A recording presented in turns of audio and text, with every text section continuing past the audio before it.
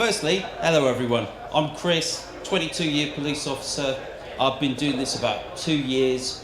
Prior to that, I've been a tactical firearm commander for 5 years. So I've got a little bit of experience. Me as an individual, I grew up in Norfolk. Air gunning was my gateway into some very light shooting activities, a little bit of 12 bore, some rough shooting, and then my professional life after that. By no means would I say I'm a shooting expert, and I should just be really clear. I am London's firearms licensing manager.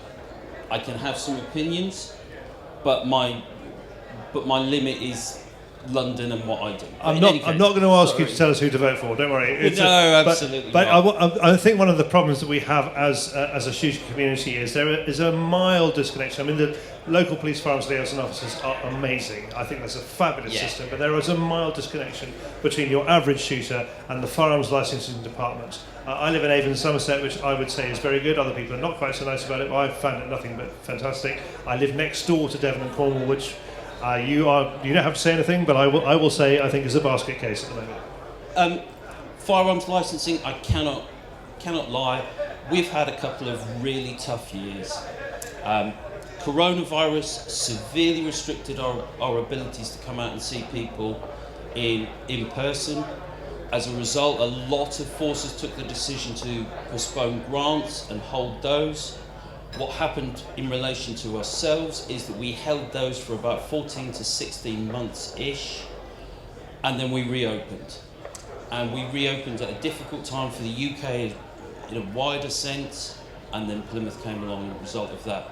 But when we reopened for grants, we had our entire 12 months worth of usual work arrive within that first month, which on top of our regular business and on top of the tragedies from Plymouth, the enhanced guidance from the Home Office, the requirements around medicals, which is all positive steps forward for the longer term longevity of shooting sports and maintaining people's access and abilities to carry out that sport. But I can't lie, a very, very tough year. It's been really hard work. And what's your backlog like at the moment? Where have you got to? In terms of grants? Yes. So in terms of grants specifically, we have got around about 600 sitting in our system waiting to be processed. We are taking somewhere between 6 and 12 months to process grants in all their forms. And I won't tell any lies. That's not where I want our service to be. Historically, that's not where our service has been. But it's immensely challenging working through that and getting through the numbers that we've had come to us and maintaining that level of quality, which, some tragic events have shown us is absolutely critical in this area. Well, these are guns, so you can't muck it up, can you? You cannot make a mistake. No, absolutely not. And, the reality is for London, round about 30,000 certificate holders in possession of somewhere in the region of 70,000 guns. And the proportion of that community that causes us issues and requires an awful lot of our time to assist with is very, very small. Very, very small indeed. And believe me, if you're part of a community that you love and that you want to continue, the people that I deal with you don't want as part of this community. Right, thank you. Could you explain Medcert for me, Daryn? What is it and what does it do, and how has it become important in the last couple of years, really? So Medcert was formed in 2019 as a response to the perceived problem that was on the horizon. A number of medical professionals, GP surgeries, etc., were stopping doing medical reports for firearms and shotgun certificates. Some of them were incredibly disingenuous to the shooting community and were trying to take more money out of them. We have a group of doctors that we are aware of that charge £795 in Edinburgh but probably the most immoral one is there's a doctor in Gloucester who charges £495 and asked for it twice because the certificate was coterminous. So he asked for £495 twice for a certificate. That's really nasty. You've come across the conscientious objecting ones as well, I guess? Absolutely. So we run relatively rough figures, and we think around about 23% of surgeries are using that as an excuse. Right, I have to ask you, I mean, you're dealing now with people who are applying for certificates. You don't know these people. I mean, I imagine the idea was somehow a doctor would know their patient. And so you're looking at notes and basing your assessment on that. Is that how it works? Absolutely. So this is exactly the same as your GP would do, because the first misnomer is your GP. We're all aware that when we go to the doctors now, it can be the partner, it can be the locum, it can be another. The medical pro forma is not new. Everybody keeps going on about this being a new process, and the Home Office are trying to remove guns and all this business. It's the same questions, with the same level of honesty that you should apply to those questions, but it's done pre-application for grant or renewal rather than post. It really is as simple as that. So as long as you have been honest in the past, and as long as you have declared everything that has happened to you, and you now have a licence, it's very, very unlikely that licence is going to be revoked, because they've already made the assessment, they already know the situation you as an individual. One of the things we always say is the law is for everybody, but every single person is treated differently by the law. We have people with PTSD, we have people who are on long-term antidepressants, and there is no issue whatsoever. We also have found a few people who have possibly lied to such an extent that you wouldn't want them anywhere near you, not even in your house, let alone on a shooting line. One chap who had been sectioned for killing cats with a hammer, and he was on his second FAC. So you can see that... You spotted him Yes, on the way through? Yeah. So you can see that these individuals which have lied and have really skewed the whole process for the shooting community need to be picked up. And that's all this is. It's the same questions, as I say, that were done previously, but you have to have the report before you go forward. Medcert does that when your doctor is either chiselling you for £795 or one of the 25% who can't be bothered to do it but say it's conscientious objection. I must say, I went in to see my doctor the other day and discovered he died 8 years ago, which was a shock. Chris, how do you kind of create a workable system that's based on a certain amount of box ticking, and also this idea of knowing the client, so you can look at them and say, I think that person is safe? There must be a subjective side to it as well as an objective side. There's a huge amount of subjectivity to it. I suppose my plea and my message from, again, Met Police's perspective is, talk to us about it. If you've had an incident in your past, there is very little in your past, if anything, that is an absolute bar to having a firearms or shotgun certificate. But if you don't tell us about it, if we can't build that relationship between ourselves and you, we put an awful lot of trust and confidence in yourselves. You hold a position of responsibility, and we want to engage about that. The medical process helps us engage about that a little bit more comprehensively than we have done before, and it provides us with a lot better information, a lot more comprehensive stuff that we can use, and we can use to work with you, the rest of the community, and make better decisions. It seems to me that the shooting community is a very, generally speaking, law-abiding community. Absolutely. Which is a good starting point. As a result, we don't have much to do with the police, and we don't seem, perhaps from your point of view, to understand the importance of creating trust and maintaining trust with our local police forces. And I don't want you to come and blame anybody in the audience, because they won't let you out of here, for one thing, but is that one thing we the shooters could work on, is be a bit nicer to our FLOs? I don't think nicer. I think we want, genuinely, I've got the best job in the Met. I absolutely love it. Generally speaking, I come out and I talk to a load of really nice people who just have a particular interest in a sport that needs certification and has some form of regulation to it. The vast majority of people who I deal with are absolutely lovely to me.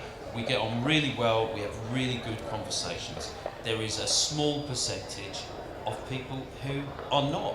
And again, my view is, I want shooting to continue for my kids, for their kids.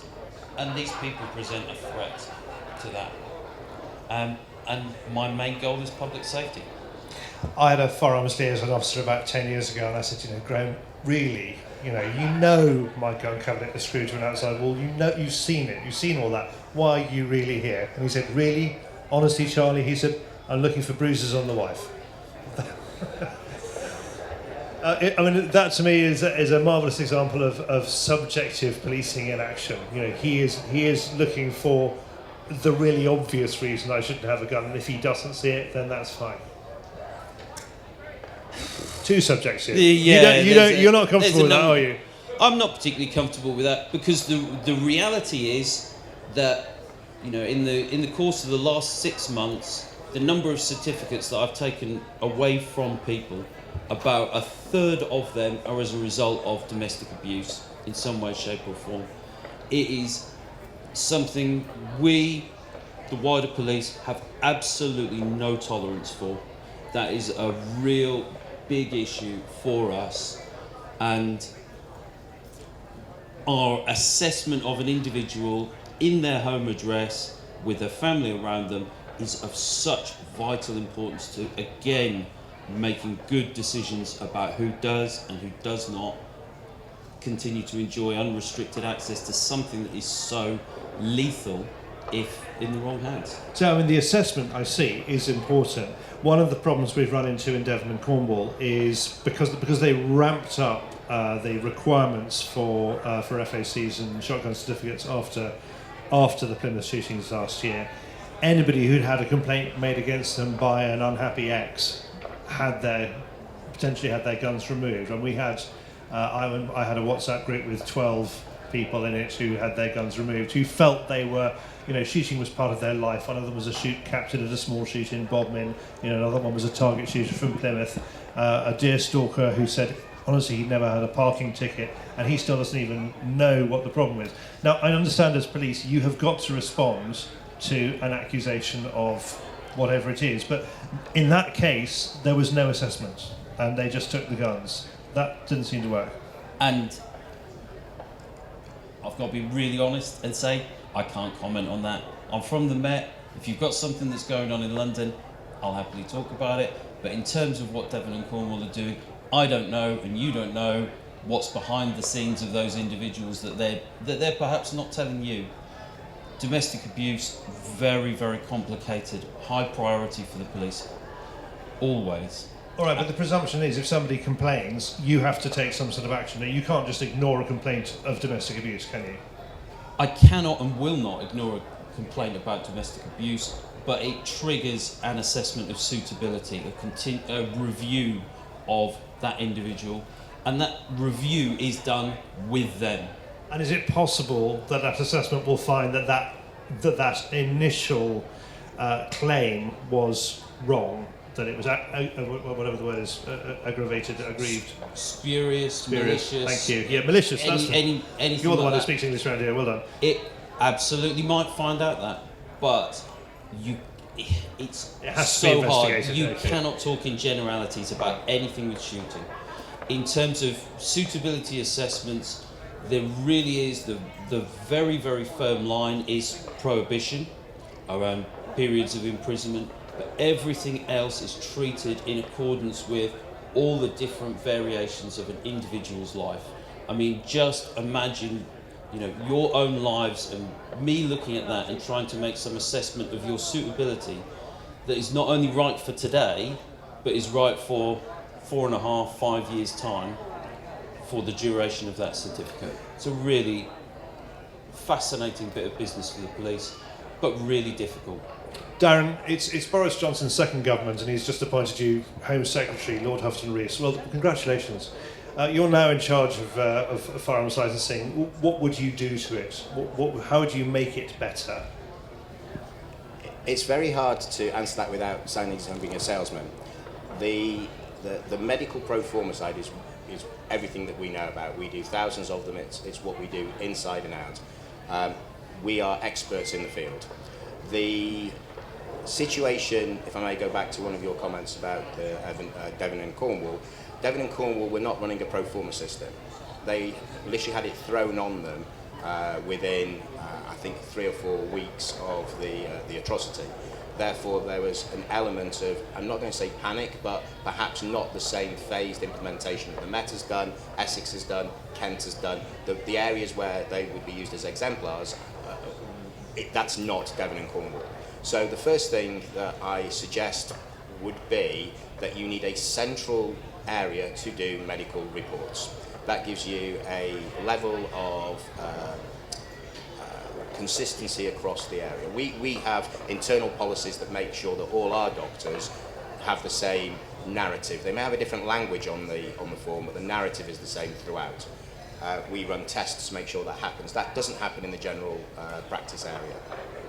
The digital marker that everybody is extolling, I would either make it a legal requirement for the doctors to do it, or again have a single unit which would go forward to make sure those digital markers were in place, check them every 12 months.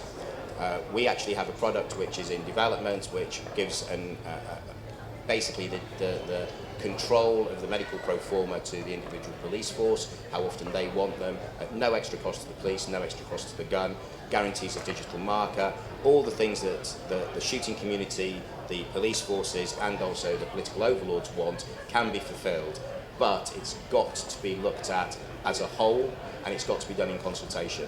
If I give you an idea that we got in contact with the Home Office prior to them with the new single pro forma to offer, without a Medcert badge anywhere near it, our database so they could build a pro forma, considering we were writing pro formas for police forces, they didn't engage with us. They've come up with a pro forma that, and I'm not going to drop anybody in it, especially not the Met, but it's not the nicest pro forma. It has holes in it that you wouldn't believe. It doesn't even have the fact if it's a grant or a renewal pro forma on it. It's not crested.